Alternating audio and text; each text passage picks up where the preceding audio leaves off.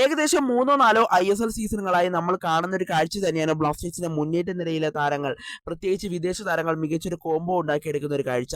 2020-21 ISL season മുതലാണ് നമുക്കത് കാണാനായിട്ട് സാധിച്ചത്. ഇപ്പോഴും ബ്ലാസ്റ്റേഴ്സിന്റെ മുന്നേറ്റ നിരയിലെ വിദേശ താരങ്ങൾ തമ്മിലുള്ള കോംബോ മികച്ച രീതിയിൽ തന്നെ വർക്ക് ചെയ്യുന്നുമുണ്ട്.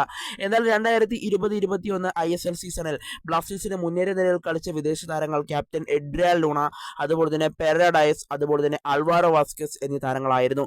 ഈ ത്രിമൂർത്തികൾ മികച്ച രീതിയിൽ തന്നെ ബ്ലാസ്റ്റേഴ്സിനെ അന്ന് മുന്നോട്ട് കൊണ്ടുപോയി. അന്ന് ബ്ലാസ്റ്റേഴ്സ് ISL ഫൈനൽ വരെ എത്തിയതിൽ മുഖ്യ പങ്ക് വഹിച്ചതും ഈ 3 താരങ്ങൾ തന്നെയാണെന്ന് പറയേണ്ടി വരും. കൂടാതെ സഹൽ അബ്ദുൾ സമദ് അടക്കമുള്ള ഇന്ത്യൻ താരങ്ങളും അന്ന് ബ്ലാസ്റ്റേഴ്സിന് ഈ കോംബോയ്ക്ക് പിന്തുണയുമായി ഉണ്ടായിരുന്നു.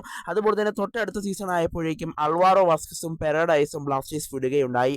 ഇരു താരങ്ങളും പിന്നീട് ISLലെ മറ്റ് ക്ലബിലേക്കാണ് ചേക്കേറിയത്. മുംബൈയിലേക്ക് ഡയസും അതുപോലെ തന്നെ ഗോവയിലേക്ക് അൽവാരോയും ചേക്കേറി. എന്നാൽ ഇവർക്ക് 2 പകരക്കാരായി ബ്ലാസ്റ്റേഴ്സ് കൊണ്ടുവന്നത് അപ്പോസ്തലോസ് യാനുവിനെയും അതുപോലെ തന്നെ ദിമിത്രിയോസ് ഡയമന്തകോസിനെയുമായിരുന്നു.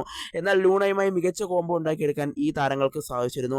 അത് കഴിഞ്ഞുള്ള സീസൺ, അതായത് കഴിഞ്ഞ സീസണിലേക്ക് എത്തിയപ്പോൾ അപ്പോസ്തലോസ് യാനു ക്ലബ്ബ് വിടുകയുണ്ടായി. എന്നാൽ ദിമിത്രിയോസ് ഡയമന്തകോസും ബ്ലാസ്റ്റേഴ്സിന്റെ നായകനായ ലൂണയും ക്ലബ്ബിൽ തുടർന്നു.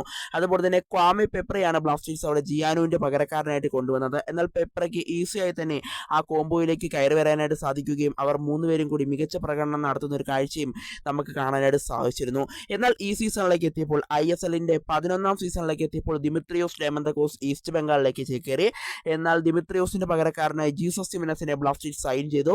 എന്നാൽ ജീസസും പെപ്രയും അതുപോലെ തന്നെ നോവയും ലൂണയും തമ്മിലുള്ള ഒരു 4 സഖ്യമാണ് ഇത്തവണ ബ്ലാസ്റ്റേഴ്സിന് മുന്നേറ്റ നിര ഭരിച്ചത്. മികച്ച രീതിയിൽ തന്നെ കളിക്കാൻ ഇവർക്ക് സാധിച്ചു എന്നതാണ് ഏറ്റവും സന്തോഷം നൽകുന്ന ഒരു കാര്യം. എന്നാലും അടുത്ത സീസണുകളിലും ഇതേ സഖ്യം തന്നെ, ഇതേ കോംബോ തന്നെ ബ്ലാസ്റ്റേഴ്സിനെ വളർത്തിക്കൊണ്ടുപോകാൻ സാധിക്കുമെന്ന് തന്നെ നിലവിൽ നമുക്ക് പ്രതീക്ഷിക്കാം. ബ്ലാസ്റ്റേഴ്സിന്റെ സ്പോർട്ടിംഗ് ഡയറക്ടറായ കരോളിസ് കിൻഗിസ് അതിന്റെ തന്ത്രങ്ങൾ തന്നെയാണ് ഇപ്പോൾ ബ്ലാസ്റ്റേഴ്സിന് വേണ്ടി മെനഞ്ഞുകൊണ്ടിരിക്കുന്നത്.